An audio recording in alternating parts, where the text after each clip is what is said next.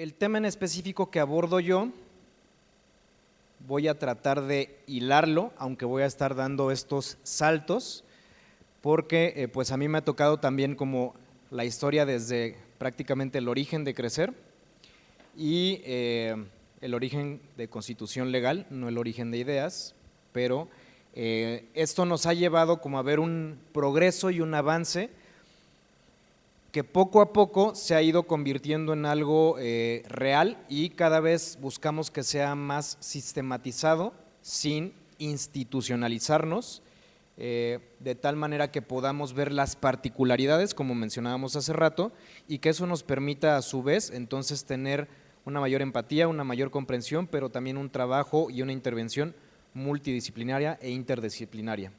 Entonces, pues bueno, el tema es profesionalización de las OSCs, organizaciones de la sociedad civil, para la no revictimización en la atención psicológica a poblaciones vulneradas. Bueno, de entrada el título que me pusieron está medio complejo, porque implica, profesionalizarnos, y entramos en todo un debate teórico metodológico. ¿Qué es la profesionalización? ¿La profesionalización se da en las instituciones, en la academia, o se puede dar fuera? Creo que me atrevo a decir, de lo que hemos observado y escuchado en lo que va de este congreso, podemos observar que muchas veces la práctica en el campo como tal a veces hace más la profesión y desarrolla más la profesión que muchas veces un nombre o un título, ¿no? Un título académico. Entonces, de entrada, la profesionalización implica algo mucho más complejo. Ahora, si nos metemos con organizaciones de la sociedad civil, pues es algo aún más complejo, porque muchas veces no contamos con la infraestructura, con los recursos humanos, con los recursos materiales, con el acceso a información que muchas de las instituciones cuentan. Sin embargo, eso lo podemos ver desde una perspectiva resiliente como un potencial para vincularnos y establecer estas redes de apoyo y colaboración que vamos a ver ahorita más adelante. La no revictimización, bueno, también es otro tema y definición compleja. De entrada, pues no se tendría que estar victimizando, sin embargo, en términos legislativos, sirve para acceder o buscar garantizar ciertos derechos.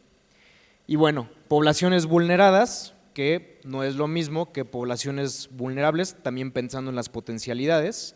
Son diferentes tipos de poblaciones, algunas son vulneradas de manera constante, pero otras son con potencial de vulnerabilidad, ¿no? Entonces, tratar de integrar y abordar estos diferentes grupos, sectores poblacionales es complejo, sobre todo si no se tiene una mirada mucho más integral buscando vincularnos. Entonces, creo que esa ha sido un poco la perspectiva de Crecer desde sus inicios. Siguiente diapositiva, por favor. Y bueno, los ejes transversales que hemos marcado en Crecer y que continuamos, buscamos darle un peso importante tanto en los programas como en las coordinaciones, como en los talleres y actividades que realizamos dentro de la organización. Bueno, tienen diferentes ejes transversales: promoción y respeto de los derechos humanos. Voy a hacer un poquito el recuento. Allá por el 2008, principios del 2009, hubo algún momento en donde nada más nos quedamos Fernando y yo, y entonces, bueno, pues nos teníamos que ver la cara todos los días y pelear todos los días y discutir teóricamente todos los días y metodologías y demás. Y yo me acuerdo que en un inicio Fernando comentaba mucho, ¿no? Bueno, perspectiva de derechos humanos, tenemos que abonarle por ahí, entrar más el tema. Y yo, que la verdad sí soy como medio gruñoncín en muchos campos, no era la excepción en derechos humanos, y entonces le decía, no, derechos humanos, espérate, y es que tenía como cierto escozor con el término, ¿no? Pero porque yo lo entendía desde otras definiciones. Entonces me acuerdo que nos empezamos a meter poco a poco en los conceptos, en definiciones, y nos vamos dando cuenta que el tema de derechos humanos pues tenía que ser un tema transversal en nuestra organización, porque finalmente a lo que estábamos apostando no era nada más a prevenir conductas de riesgo, que inclusive fue uno de los primeros materiales que sacamos en Crecer, sino más bien promover buenos tratos, promover la mayor garantía de los derechos de todas las personas, ¿no? Entonces, eso es una fortaleza y a su vez ha sido algo complejo al interior de Crecer, porque a veces pareciese que entramos con todas las poblaciones y a veces pareciese que tendríamos que focalizarnos en una población. Entonces, el tema de perspectiva de derechos humanos abre muchas puertas, pero también implica tener conciencia y conocimiento de las poblaciones a las que tenemos que ir focalizándonos. Por otro lado, la perspectiva de género, que bueno, la continuamos trabajando.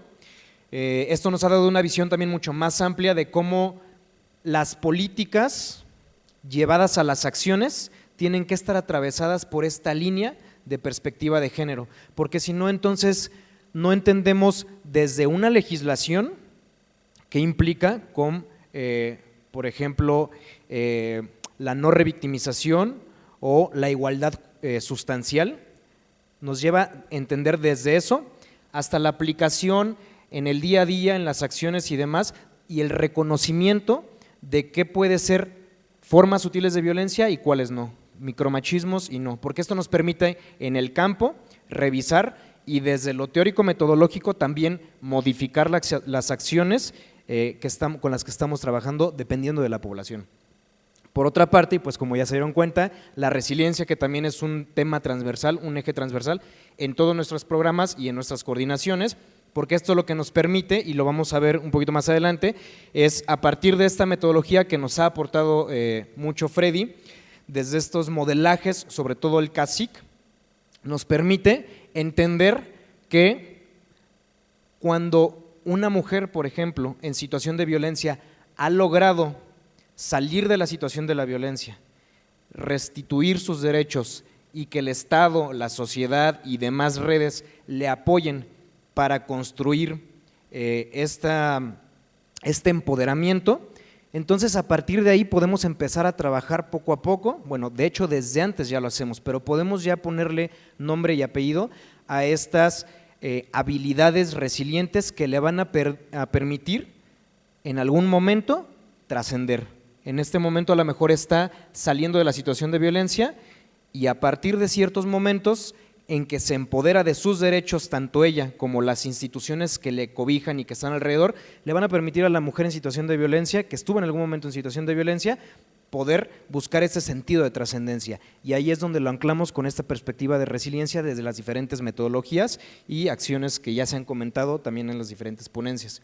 Y por supuesto el eje transversal de la salud. También hace varios años nos aventamos estas discusiones teóricas de, bueno, ¿qué entendíamos por salud, no? Entonces íbamos a revisar la OMS, íbamos a revisar las definiciones y bueno, hoy en día pues también ya nos aventamos otro tipo de discusiones teóricas, metodológicas, pero que también van muy de la mano con la vinculación con las instituciones y lo aplicado, ¿no? Y hoy en día entonces a veces hablamos de inclusive los derechos y la medicina restaurativa, ¿no? Que en términos médicos es algo como a lo que se apuntala, ¿no? Y lo restaurativo podría ser lo equiparable a la autonomía, de tal manera que, por ejemplo, entendiendo el derecho máximo a la salud de cada persona de manera restaurativa, apostaríamos a que las personas tienen esta capacidad y habilidad, entiéndase, resilientes, que le van a permitir a la persona ser autónoma en algún momento para poder tomar sus decisiones. Y entonces, desde esta perspectiva, una persona no tendría que estar dependiendo de una institución o solamente de una red, sino más bien de las diferentes redes que le apoyan para que pueda tomar una determinación y buscar acceder y que se le garantice el mayor derecho para esa persona, el mayor bienestar. Y bueno, aquí tomo una frase que me gustó bastante: un modelo que considere como objetivo el bienestar integral de los niños y las niñas deberá, por lo tanto, responder a 3 desafíos. Primero, evaluar y aportar recursos terapéuticos y educativos para generar cambios cualitativos y cuantitativos en las competencias de las figuras paternas, maternas. Entonces, ¿le regresas uno, por favor? Ok, entonces, bueno, ¿ubican qué libro es? ¿Cuál? Ajá. ¿Fer? ¿No? Exacto. Los buenos tratos. Entonces, este punto en concreto me llamó mucho la atención cuando la estaba releyendo, porque bueno, finalmente es algo en lo que trabajamos desde Crecer y en vinculación con otras instituciones. El poder aportar sobre todo recursos terapéuticos y educativos implica que nos involucremos con la población, buscando justamente que tanto papás, mamás como infantes puedan acceder a estos derechos a través de las instituciones para después empoderarse y tener cierta autonomía o la mayor posibilidad de autonomía. Entonces, a partir de ello fue que hemos estado trabajando, o ha sido que hemos estado trabajando en diferentes acciones, diferentes programas. Llevamos desde el 2009 buscando la profesionalización constante con diferentes capacitaciones, cursos. Por ahí al 2009 iniciábamos con el curso de Mujer sin Violencia y después nos fuimos pasando a diferentes temáticas, pero que todas van vinculadas con estos ejes transversales. Actualmente estamos trabajando en un proyecto más bien, que en lo personal me he ido cada vez más enamorando de este proyecto. Le pusimos Pupa y bueno, como pueden dar cuenta, vienen unas lindas abejitas ahí en la imagen y es un proyecto que brinda atención psicológica, psicoeducativa para infantes, niños, niñas y sus papás y mamás. ¿De qué trata? Lo voy a comentar de manera breve. Este proyecto, ¿le puedes poner la siguiente, por favor? Diapositiva. Este proyecto lo que busca es promover el bienestar de infantes, como mencionaba, pero también de papás y mamás. Y bueno, va de la mano con un modelaje que se ha dado en la UAC, en la Facultad de Psicología, y que a partir de ello le inyectamos esta perspectiva resiliente y la intención es que en 24 sesiones acudan papás, mamás con sus infantes, hijos e hijas entre 5 y 11 años, acudan a este espacio psicoeducativo y de terapia, en donde en espacios distintos pero de manera simultánea, una vez por semana durante hora y media, se trabajan 2 coterapeutas con papás y mamás y una persona que observa, y con infantes también 2 coterapeutas y una persona que observa. ¿Qué es lo que estamos observando en este proyecto en específico? Que durante las primeras sesiones pues hay todo un desborde emocional, ¿no? De repente estas preguntas de cómo ser papá o mamá, si lo hago bien, si lo hago mal, estos comentarios que también son muy válidos, que dicen es que a veces ya estoy harto de mi hijo o mi hija, y sin embargo no es que estén hartos de su hijo o de su hija, sino que son momentos en específico en donde hay un desborde emocional y entonces requieren también de espacios en donde de entrada se les escucha y se les pueda dar apoyo y contención. Y a partir de ello, en las siguientes sesiones vamos introduciendo poco a poco pequeños tips que pueden ayudar desde la perspectiva de los buenos tratos y promoción de habilidades resilientes, aquellos recursos con los que cuentan papás, mamás, pero también las redes familiares, sociales, institucionales con las que cuentan para ir promoviendo poco a poco estas habilidades marentoparentales, de tal manera que va a promover la comunicación asertiva, la empatía, los límites con amorosa firmeza para con sus hijos e hijas. Y por otra parte, con los infantes, en otro espacio, se trabaja, qué afortunados son Rodrigo e Ivette, que jueves y viernes salen pero sí empapados y empapadas, y salen con una cara de cansancio pero de satisfacción porque trabajan durante hora y media con los chiquillos y chiquillas, revolcándose, jugando, se meten al closet. Claro, todo esto tiene un porqué metodológico y tiene toda una intención, ¿no? Pero sin embargo lo que se da allá adentro no está totalmente programado. Hay cierta libertad de acción, de juego, en 3 tiempos, entonces viene el juego, luego viene un momento de reflexión, reflexionan sobre lo que hicieron en el juego y al finalizar el momento de este establecimiento de límite y de encuadre simbólico en donde recogen las cosas y se meten, se guardan los juguetes, las almohadas con lo que se trabajó y termina sesión. Entonces, ¿qué estamos viendo? Que niños y niñas están reestructurando muchas de estas situaciones o lo que le llamaríamos desde la psicología clínica, estas instauraciones psíquicas de la ley, la instauración de la ley y de estas figuras de padre y madre. Entonces se reestructuran, se reconfiguran y de repente nos encontramos con situaciones en donde papás y mamás tienen estas pequeñas regresiones, ¿no? Son episodios muy particulares, porque de repente pareciese que los papás y mamás se convierten en adolescentes y los hijos e hijas se van transformando en pequeños adultitos, ¿no? Pero esto nos da cuenta de que hay modificaciones y reestructuraciones. Entonces, pues bueno, este proyecto en específico lo menciono porque en este momento lo estamos desarrollando, estamos trabajando con 11 familias en este momento, esperemos que se puedan incluir unas cuantas más, y bueno, vamos a trabajar a lo largo de 24 sesiones y pues es como el proyecto en específico que tenemos en este momento. Lo que nos permite también ello es dar cuenta de cómo se está trabajando a nivel familiar, el entorno, en lo micro, pero también cómo influyen las problemáticas en lo macro, en las instituciones. No solamente en la obligación de las instituciones de brindar un apoyo, sino en acompañarles, ¿no? Entonces, no solamente brindamos este espacio, sino que buscamos acompañarles y si, por ejemplo, requieren aparte atención individual, entonces les derivamos, les canalizamos en específico para que puedan recibir la atención individual, ya sea papá, mamá o infante. ¿Por qué? Porque evidentemente estos grupos terapéuticos generan también en cada una de las personas situaciones muy concretas que prefieren trabajar en lo individual. Entonces, bueno, tenemos también la cautela de revisar caso por caso en qué momento se requiere esta atención individual. Hay que considerar a niños y niñas que sufren malos tratos no solo como víctimas de la violencia o negligencia de sus padres, sino también de la violencia institucional y social. Entonces, esta frase me llamó también mucho la atención porque observamos que en las instituciones en muchas ocasiones desconocen. A veces la negligencia es por acción, pero otras tantas es por omisión. Y aquí, ojo, no estamos culpabilizando, sino estamos buscando hacernos corresponsables.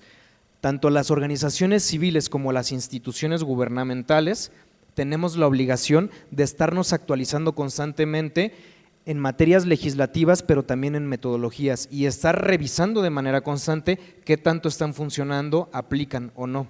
De tal manera que podemos dar cuenta que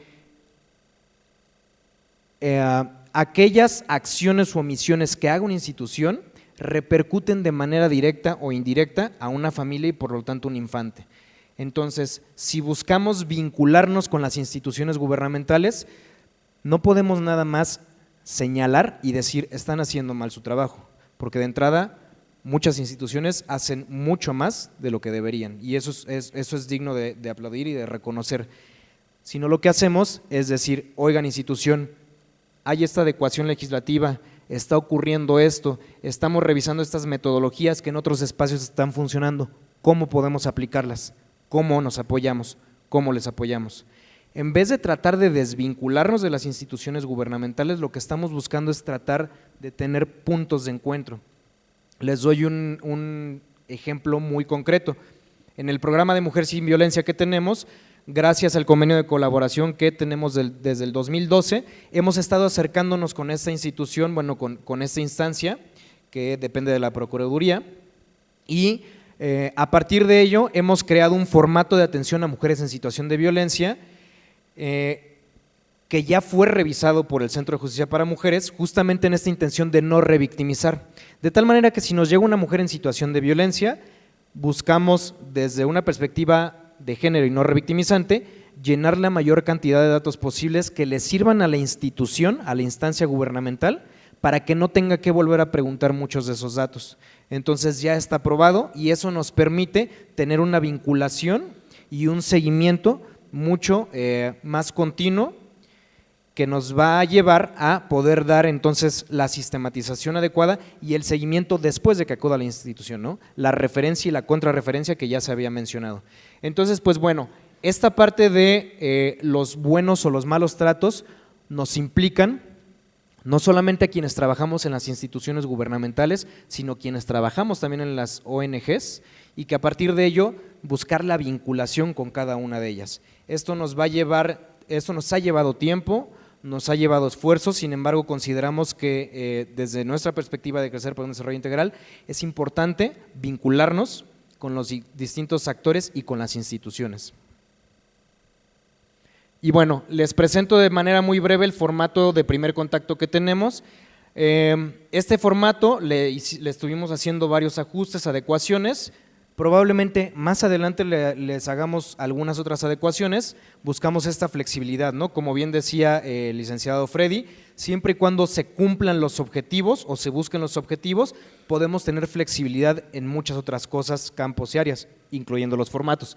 Entonces, pues bueno, aquí, como ya sabrá la mayoría, somos un grupo de voluntarios y voluntarias que estamos en la organización y cada uno de nosotros brindamos tiempo para hacer guardias. Entonces, somos varias personas y tenemos que homologar cierta información.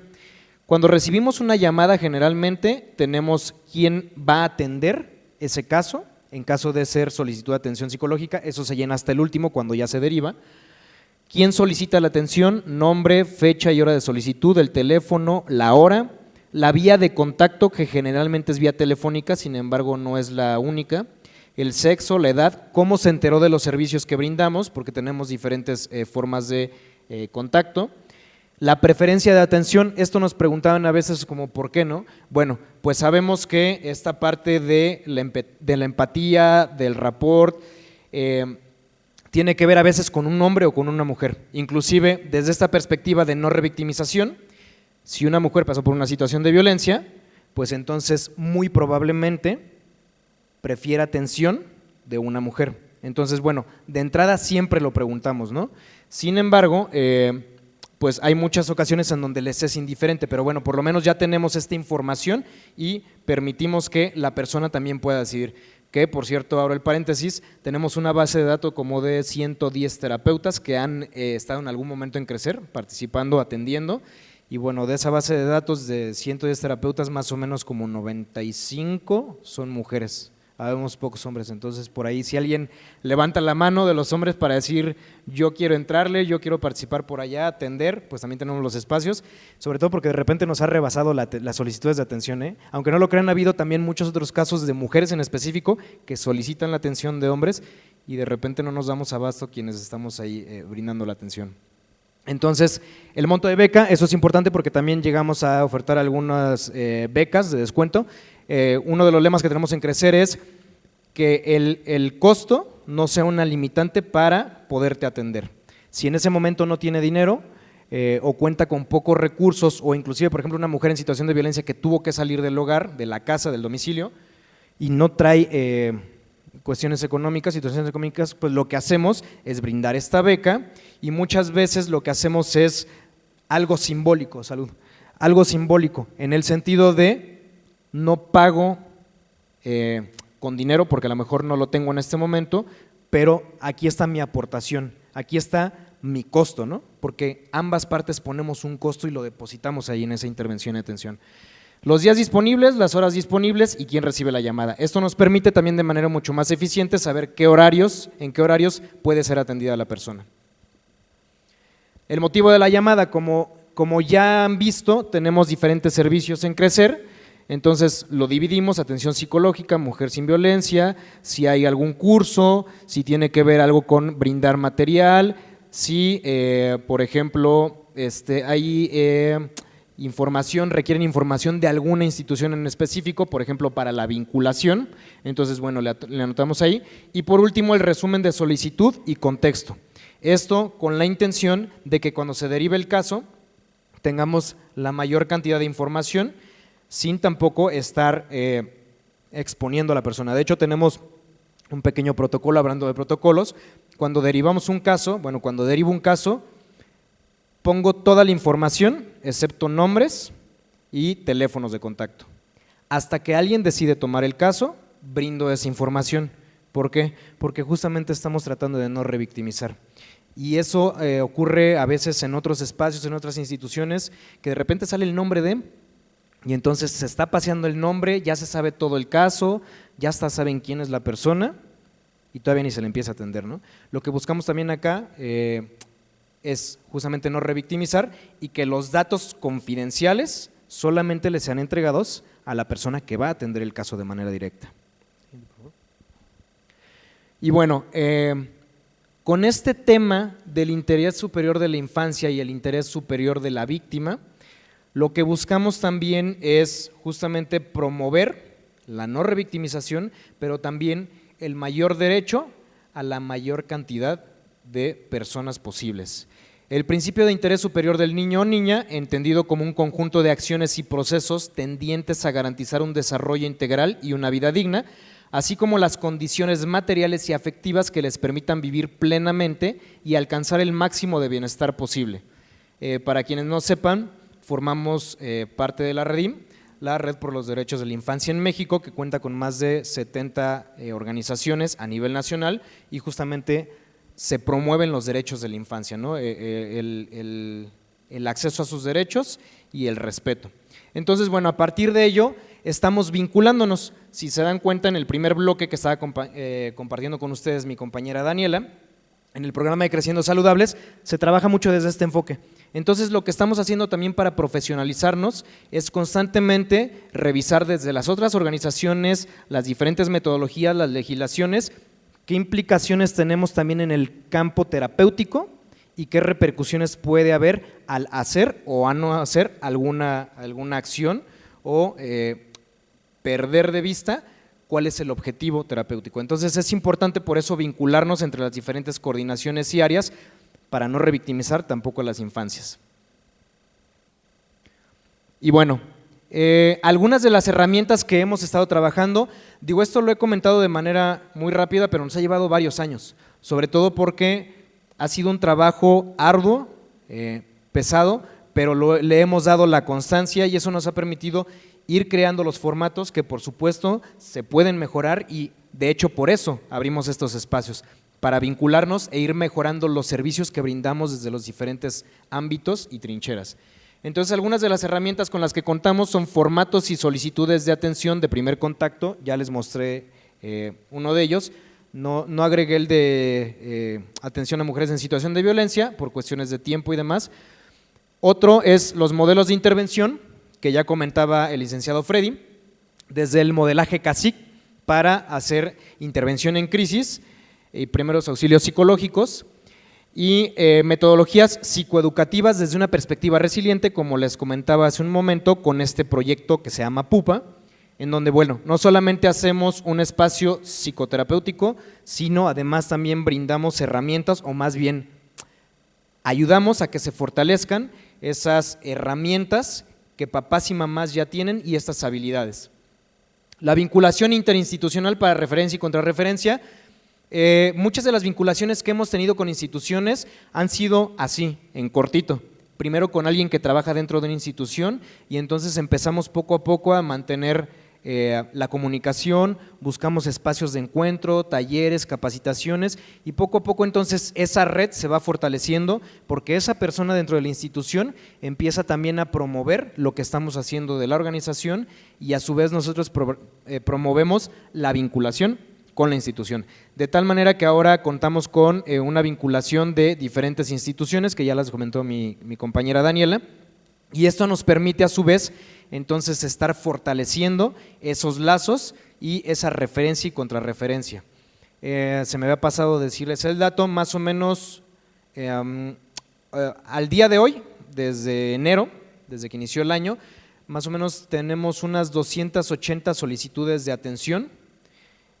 Varía, puede ser atención a mujeres en situación de violencia, atención psicológica, intervención en crisis y también esto lo que nos ha llevado es a pues contar con mayor capacitación, con mayores espacios de encuentro, de reflexión y entonces vamos dando cuenta que cuando alguien solicita atención vía telefónica, vía presencial, lo primero que tenemos que hacer es identificar si va por una contención emocional, por una consejería, por una intervención en crisis, por alguna derivación a otra institución, por una situación de emergencia o por un proceso terapéutico de mediano o largo plazo. Entonces, la intención es que vayamos identificando, porque si identificamos de manera más pronta cuál es su necesidad, va a ser mucho más eficiente la ayuda que podamos brindar.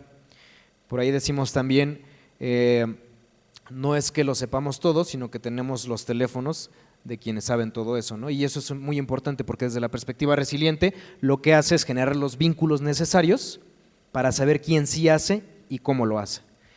Por otra parte, tenemos la revisión e implementación de tratados internacionales, legislaciones nacionales, estatales y municipales. Entonces, ¿qué hacemos? Revisamos los tratados internacionales, Convención de los Derechos de la Infancia, y vamos aterrizándolo con legislaciones nacionales, con los protocolos, con NOMS y lo vamos aterrizando inclusive a nivel municipal. Esto es un trabajo constante porque evidentemente las legislaciones van cambiando, pero los principios fundamentales o básicos son los que van a regir todo. Entonces estamos en constante revisión, no solamente desde el campo terapéutico, sino desde el campo político, jurídico, por así mencionarle, y cómo esas políticas públicas se pueden aterrizar y se debieran aterrizar en el campo clínico terapéutico desde la perspectiva resiliente. Y por supuesto desde el entendimiento de modelos ecológicos en donde no solamente vemos la problemática tal cual, la manifiesta, sino vemos la latente. Si hay una situación de revictimización en la familia, en el grupo social cercano, en el contexto social y por supuesto con las instituciones y las otras redes, ¿no? Si lo vemos desde esta perspectiva ecológica, entonces podemos entender que no solamente se trata de intervenir terapéuticamente con el paciente a 1 hora, una vez a la semana, sino que requerimos también en muchas ocasiones acompañarle en esos otros espacios y vincularle con otras redes para que esas otras redes también vayan fortaleciendo sus derechos o el acceso a cada uno de sus derechos. Y bueno, como OSCs y vinculación, el artículo 23 de la Ley General de Víctimas menciona que las organizaciones de la sociedad civil, tales como asociaciones profesionales, organizaciones no gubernamentales e instituciones académicas, podrán proporcionar a la autoridad competente aquellos resultados que arrojen sus investigaciones de violaciones a los derechos humanos con el fin de contribuir con la búsqueda y conocimiento de la verdad, de tal manera que las autoridades deberán dar las garantías necesarias para que esta actividad se pueda realizar de forma libre e independiente. Aquí ya tenemos entonces un sustento legislativo dentro de la Ley General de Víctimas que justamente lo que hace, es decir, las organizaciones de la sociedad civil también cuentan y tienen mucho que decir. Quienes trabajan en organizaciones civiles ya se habrán dado cuenta que muchas veces en la práctica se dan cuenta de si funciona o no lo teórico y lo legislativo. Y entonces en esa práctica hay que ir inclusive reconfigurando aquellas pautas metodológicas y teóricas y haciendo nuevas propuestas. Aquí no se trata de únicamente innovar por innovar, sino más bien de buscar aquellas cosas que sí son eficientes, que le están funcionando a esa población en específico y cómo se podría replicar o bien modificar en otro contexto. Una legislación está ahí plasmada, pero como decimos acá también, es letra muerta hasta que no acciona y tiene resultados ya en la práctica, ya con la población. Entonces, pues bueno, esta es parte de cómo nos vinculamos. Les pongo otro ejemplo muy concreto. Ahorita que está sonando mucho el tema de la activación de alerta de violencia de género, entonces lo que hicimos junto con otras organizaciones civiles fue solicitar al INMujeres que se active esta alerta de violencia de género. Y entonces se mete el escrito, unos días después se tiene respuesta diciendo que se va a mandar al grupo que va a investigar, un grupo multidisciplinario que va a investigar, va a indagar, va a levantar encuestas y datos para ver si se activa o no la alerta de violencia de género o si se hacen recomendaciones al Estado. Estas cosas como tan puntuales y que a veces parecen tan alejados de nosotros, lo que ocurrió fue lo siguiente: como sociedad civil nos estamos dando cuenta que también podemos exigir los derechos y el acceso al mayor beneficio y bienestar para todas las personas, en este caso para mujeres en situación de violencia con el tema de los feminicidios. Entonces, ¿qué se hizo? Se solicitó la activación de la alerta de violencia de género, es escuchada esta solicitud, viene el grupo, levanta encuestas, se está preguntando y ahorita justamente está en el proceso, está dentro de los 30 días que tiene para resolver si activa la alerta o bien hace recomendaciones al Estado. Con esto, ¿qué quiero mencionar o a qué voy? Que como sociedad civil, si conocemos las legislaciones, buscamos acompañar, vincularnos y hacerlo aparte de manera profesional, podemos acceder a los derechos. Aquí estamos cambiando justamente entonces esta perspectiva, desde un tu institución, tu Estado, bríndame, a un buscamos la autonomía. Claro, esto suena de repente un poco utópico, sin embargo estamos en el camino de, ¿no? Estamos tras esa utopía en el sentido de que algún día no tengamos que recurrir a una instancia, a una institución, a un Estado para que nos reconozca ese derecho. ¿Por qué? Porque entonces se está revictimizando, ¿no? Si en ninguna parte me reconocen mis derechos, pues entonces constantemente me están tomando como una figura victimizada y a la cual se le puede victimizar. Y bueno, para ir cerrando, hay dos imágenes. En esta primera, de hecho es tu sobrina, ¿verdad, Dani? ¿Tu sobrino? Tu sobrino. Es la imagen de un infante justamente en una de las marchas que convocó a muchísima gente a nivel nacional, pero en específico aquí en Querétaro. Y bueno, esta imagen a mí en lo particular me gusta mucho porque para mí es muy representativa.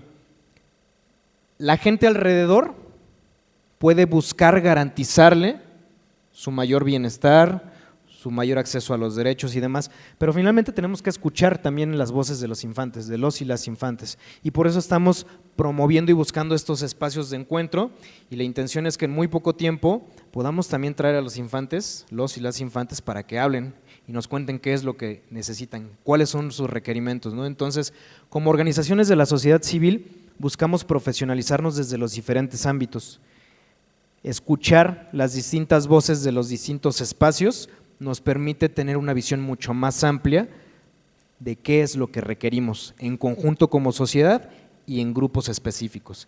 Entonces, bueno, esta imagen se me hace muy representativa justamente por eso, ¿no? Levantar la voz, indignarse, es un primer paso para saber que yo debería de tener tales derechos o el acceso a tales derechos. Si yo me indigno, como adulto, adulta, pero también como infante, si siento que esta situación, este contexto no está siendo justo, entonces el siguiente paso es con quién me acerco y quién me apoya para yo acceder a esos derechos, ¿no? La indignación movilizada, que también le menciona la digna rabia, ¿no? Cómo nos movilizamos y cómo a partir de esa indignación buscamos estos buenos tratos y la vinculación no solamente con mis redes cercanas, sino con las instituciones. Siguiente imagen, por favor. Y bueno, esta autonomía, esta búsqueda de la autonomía a través de la profesionalización, lo que intenta es que, o lo que buscamos es que pues tengamos infancias bien tratadas, saludables, con autonomía, que puedan decidir por sí mismas qué les conviene más y qué es lo que no quieren. Y a veces eso es pesado, porque en nuestra vida adultocéntrica, adultocrática, de repente nos gusta imponerles y decir, esto es lo que tú tienes que disfrutar y esto es lo que no tienes que disfrutar. Sin embargo, en esta búsqueda de autonomía, de repente debemos de reconocer también qué es lo que no estamos haciendo tan bien, ¿no? Si nos estamos metiendo demasiado en asuntos burocráticos, institucionales, si no estamos escuchando cuáles son las voces y qué es lo que nos tienen que decir. Les comento de manera muy breve, este grupo de infantes es en Guerrero, es en Acapulco.